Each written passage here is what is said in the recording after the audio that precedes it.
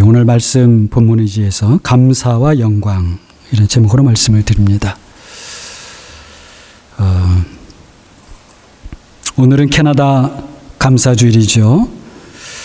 우리는 늘 감사하는 그런 생활을 해야 하지만 이런 감사주일을 정해서 우리의 감사하는 마음을 다시 돌아보고 그래서 감사하는 생활을 더 새롭게 회복하는 시간을 갖는다라고 하는 것은 아주 복된 일입니다. 때로는 우리가 이 세상, 우리가 이 캐나다에 살면서요, 내가 이 캐나다에서 살고 있다는 것도 어떨 때는 잊고 살 때가 있는 것 같습니다. 그래서 하루하루 살다 보면 그렇게 되기도 합니다. 아닌 분도 여기에는 계시겠지만은 우리는 아무튼 코리안 캐네디언 이렇게 하지요. 저는 캐나다 시민권을 받을 때에 얼마 전 세상을 떠나셨지만 그 영국 여왕에게 사실은 충성 서약도 했습니다. 요즘 보니까 지방선거가 있더라고요.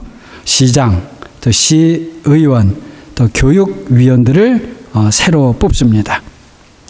저는 집에 보내준 그런 선거 팜플렛을 보면서 좀 누구누구를 뽑을지 좀 정했습니다.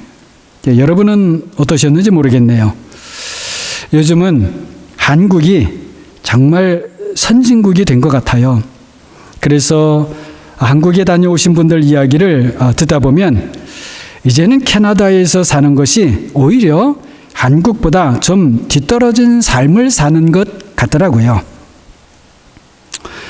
한국에 비해서 캐나다가 뭐 이런 것이 또 뒤떨어진다, 저런 것이 부족하다, 이런 말들을 점점 이렇게 많이 듣게 됩니다, 요즘에. 한국이 참 많이 달라졌지요. 감사한 일입니다.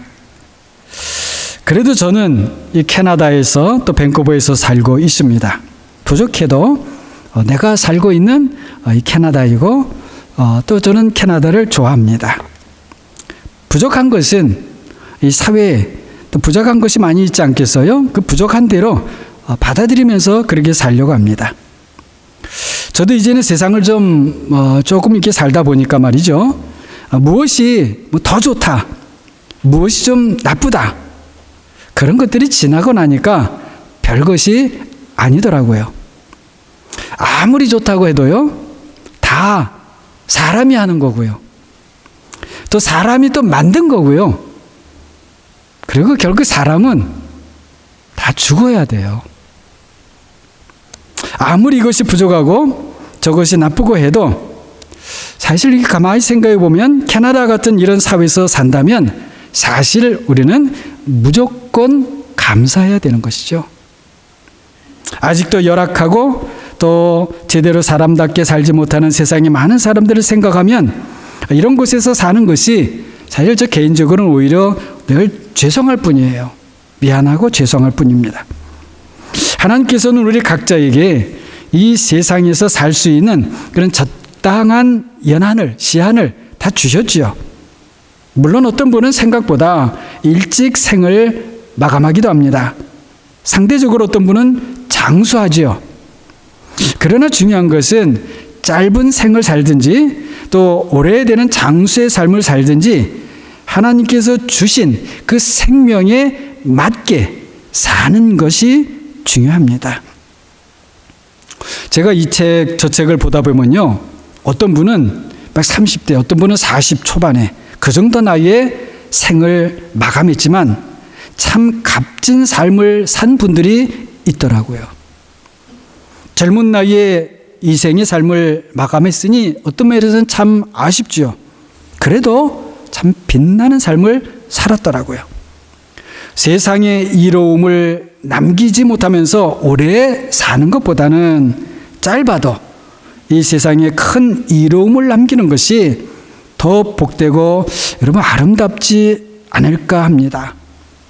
물론 하나님의 뜻을 따라 우리 자연의 수명을 다 살면서 많은 사람에게 이로움을 남기는 삶이라면 더 좋겠지요.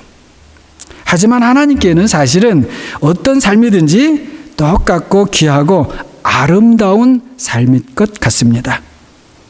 하나님께 감사하는, 그래서 우리 사람의 본분을 다하는 삶을 산다면 그 시간에 짧고 긴 것이 사실 하나님께 무슨 문제이겠습니까? 자, 여러분, 감사는 사람다운 사람의 본래의 모습입니다. 감사를 알아가는 것만큼 우리는 사실은 사람이 되는 거예요. 죄송한 말씀인데요, 감사를 모른다? 감사를 모르면 아직은 사람이 아니에요. 오해 없으시기를 바랍니다. 감사를 아는 만큼 그만큼만 사람이라는 거예요, 사실은.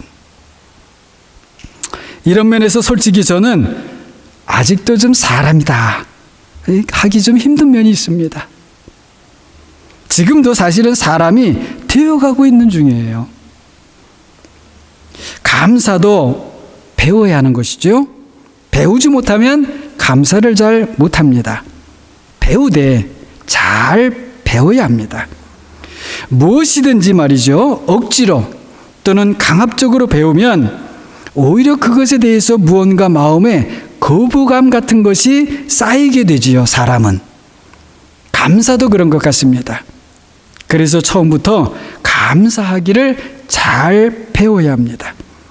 그래서 좋은 마음으로 감사하기를 계속 배워가야 돼요. 사실은 우리가 모든 것을 보면 볼수록, 그리고 알게 되면 알게 될수록 모든 것이 감사할 뿐입니다. 우리가 몰라서 감사하지 못하고, 또 우리 눈에 제대로 보이지 않아서 감사하지 못하는 것입니다. 솔직히 고백을 드리면요, 저는 감사를 잘 하지 못하는 사람이었습니다. 감사하라고 하니까 감사해야 되나 보다, 그래 생각했죠. 어렸을 땐 부모님이 그래야 된다 하니까 뭐 그런가 보다. 또 교회 생활하면서는 뭐 하나님께서 감사하라고 했으니까 그냥 순종해서 감사해야지. 그게 다였던 것 같아요.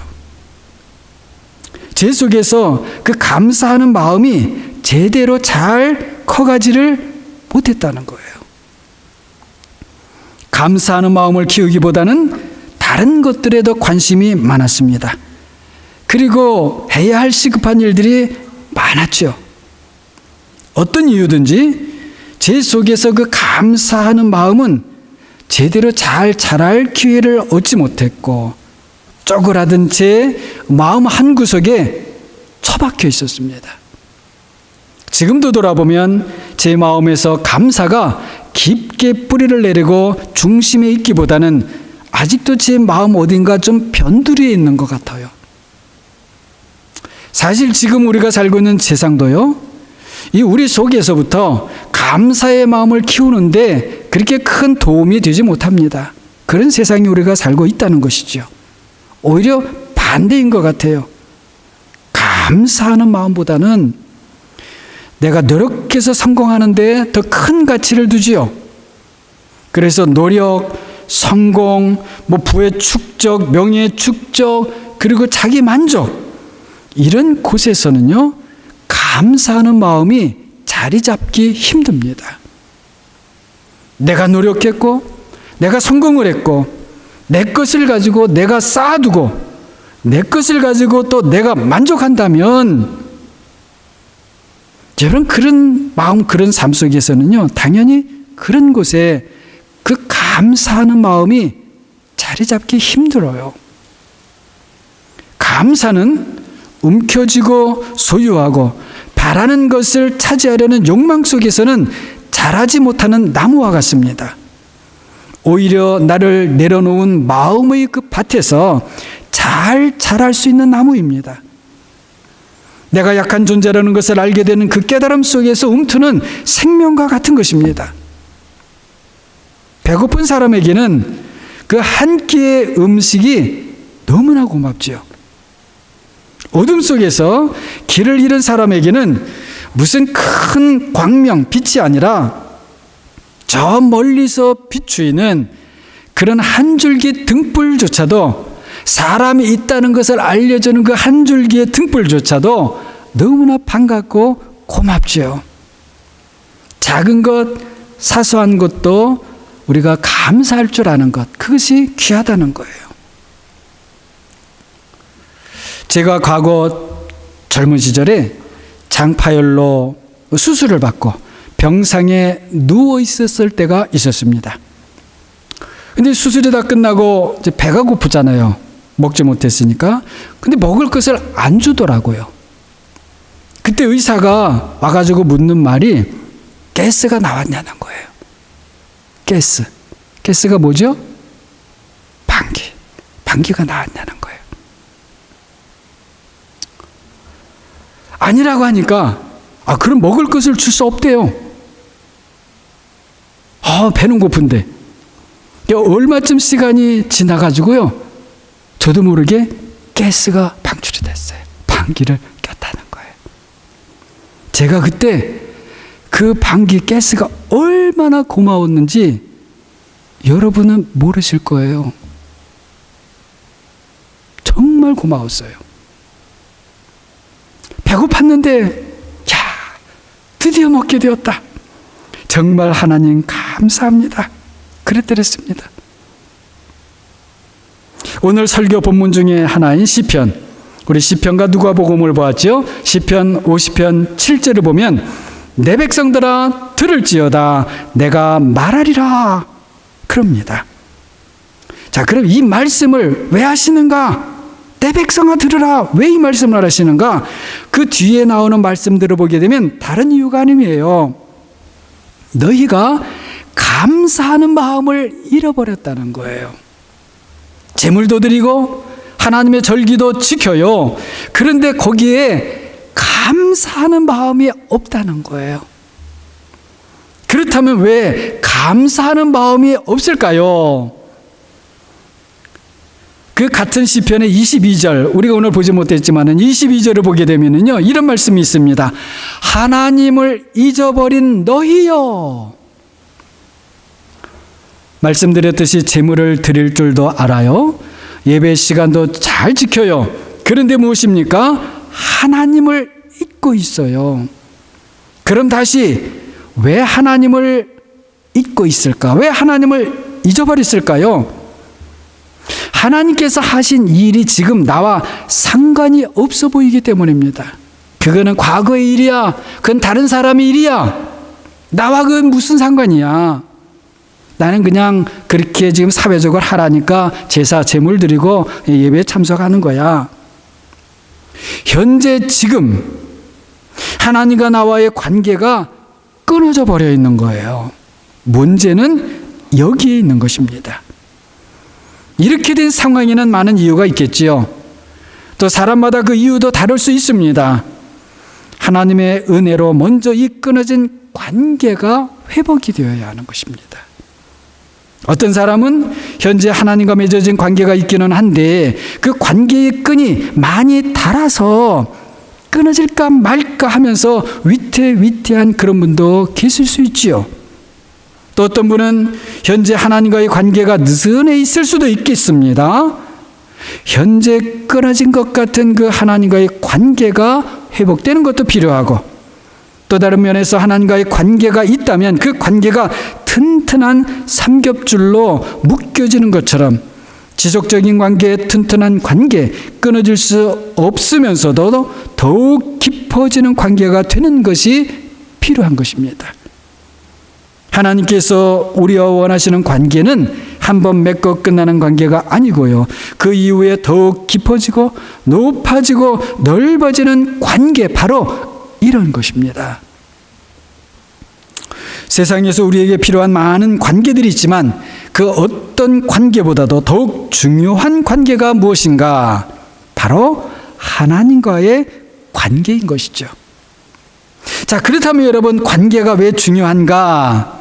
사람은요, 관계 속에서 만들어지는 존재이기 때문에 그래요.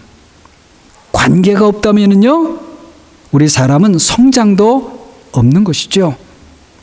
그리고 성장이 없다면 우리의 삶은 피폐해질 것입니다. 이렇게 세상의 관계는 우리가 성장하는데 도움을 줍니다. 그러나 이 세상 관계는 당연히 한계가 있습니다. 어느 정도까지만 작동이 돼요. 그래서 어느 정도까지만 성장하고 그 이상의 성장은 없습니다. 여러분, 키가 자라는데 평생 자라는 사람 없잖아요. 자라다간 일정 시간 지나면 다 그치는 것이죠. 이 세상 관계 자체도 사실은 한계가 있고요. 또 그 안에서 성장이라는 것도 다 이런 한계가 있습니다.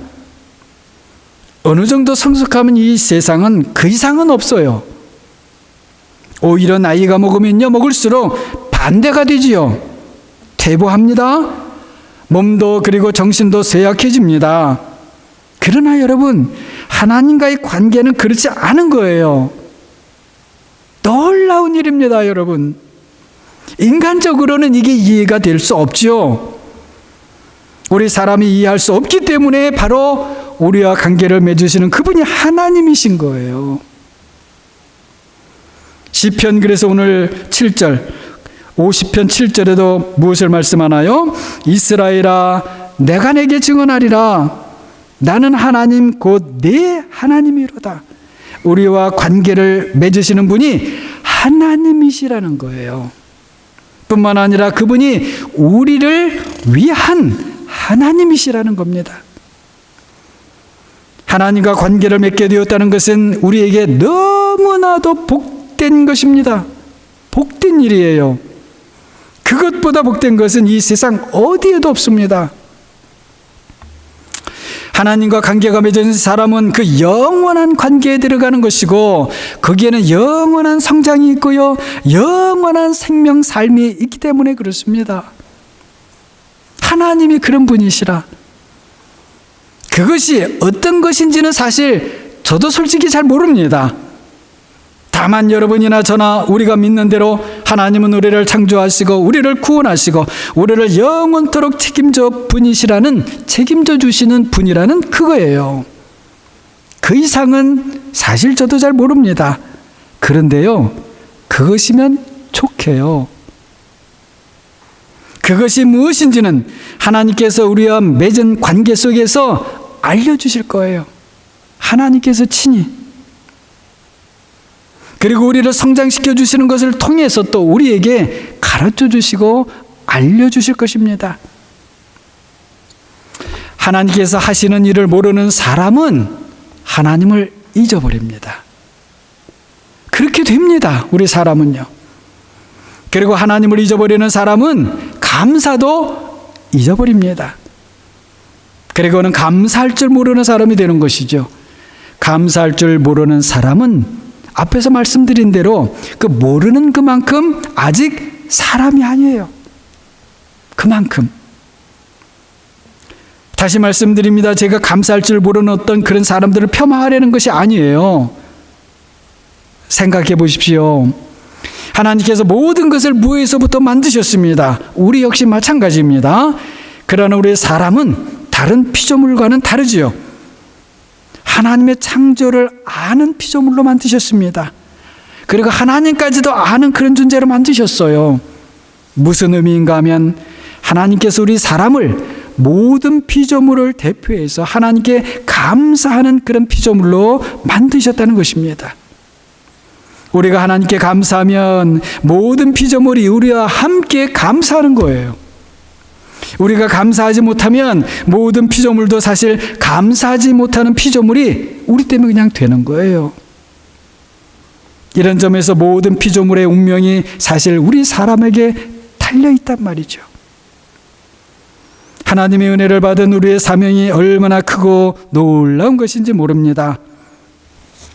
하나님은 예수 그리스도 안에서 우리를 찾아오셨고요. 우리는 아멘 주여 오시옵소서 그렇게 영접하며 응답했습니다. 여기서부터 우리는 하나님과 끊어질 수 없는 관계로 들어갔습니다.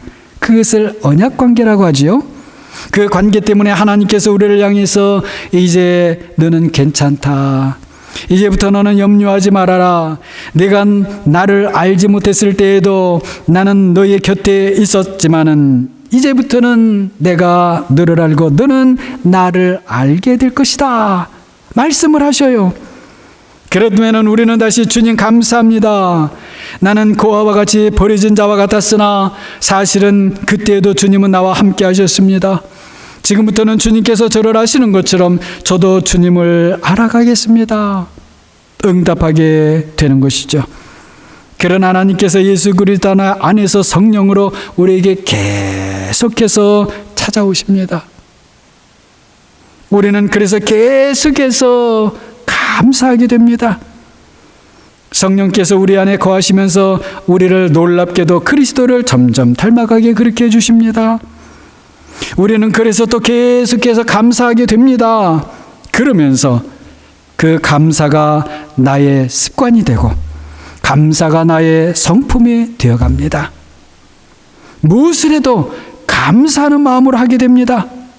그래서 봉사를 해도 감사하는 마음으로, 세상에서 어떤 것이든지 맡겨진 일을 하면서도 감사하는 마음으로 해요.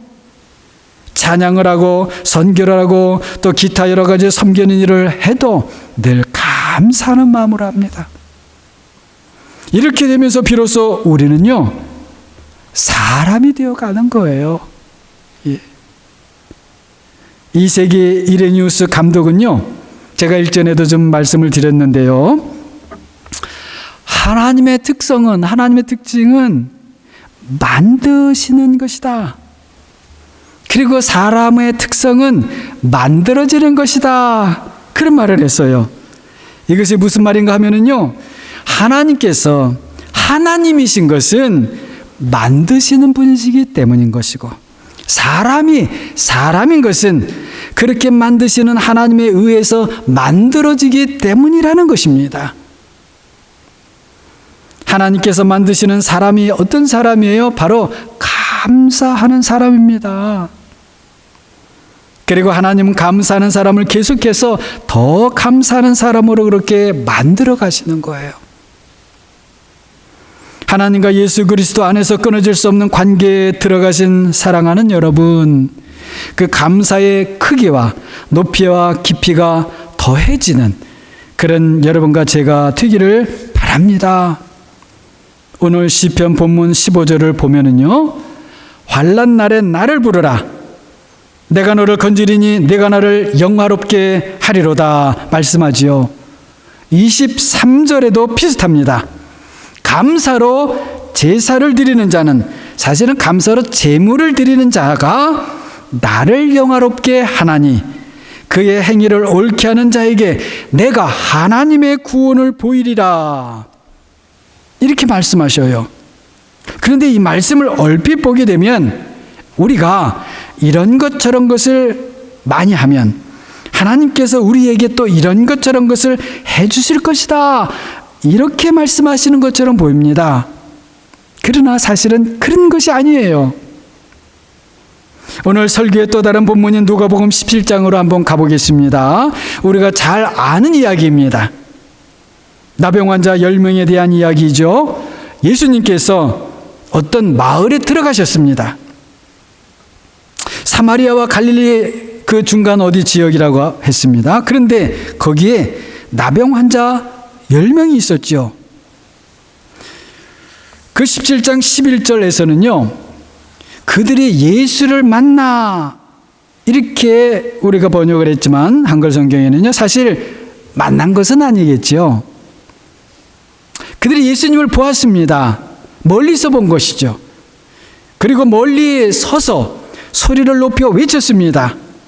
아무래도 멀리 있다 보니 외칠 수밖에 없었겠지요. 예수 선생님이여, 우리를 불쌍히 여기소서. 여러분, 이것이 그들이 한 전부였습니다.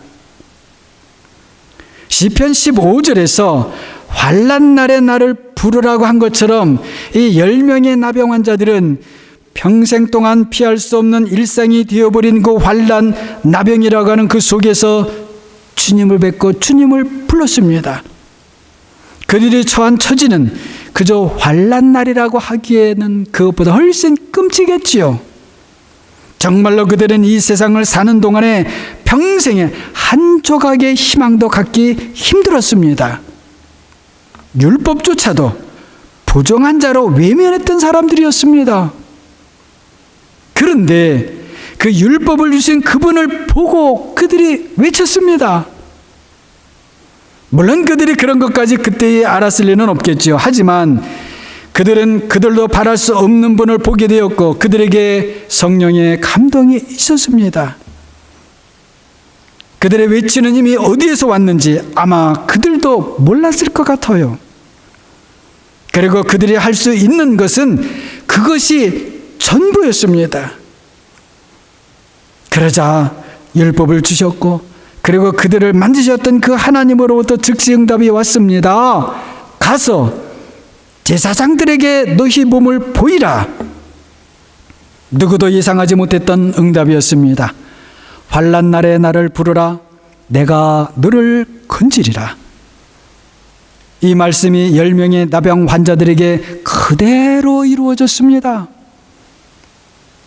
이 10명의 나병 환자 이야기는 바로 우리들에게 주시는 말씀입니다. 우리 역시 마찬가지라는 그런 말씀입니다.